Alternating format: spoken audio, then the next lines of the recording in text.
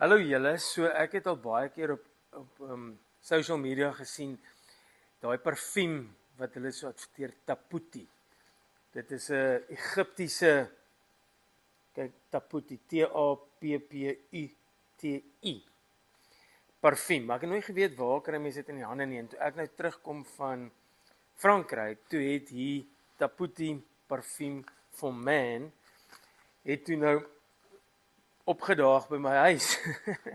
Ek is so opgewonde, ek het alles geskeer. Kyk, hier het ek tot 'n sertifikaat wat sê hierdie Taputi behoort aan my. En hierdie is dit nou. So ek ken dit nie. Ek sien net altyd sulke mooi botteltjies vir die vrouens en ja, dis hoe dit lyk vir die mans. Hierdie geur is Desert Dawn. Desert Dawn. Dis lekker vir travel, ek moet sê. As jy iemand is wat nou rondrits, kom ek sit dit aan. Want wat ek lees op hierdie, dit is parfuumolie.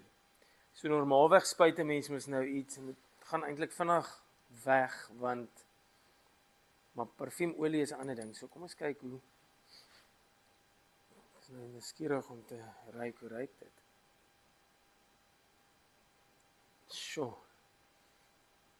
Jy kan die verskil, dis verskriklik sterk. So ek neem aan, mens sit dit hier agter jou kiewe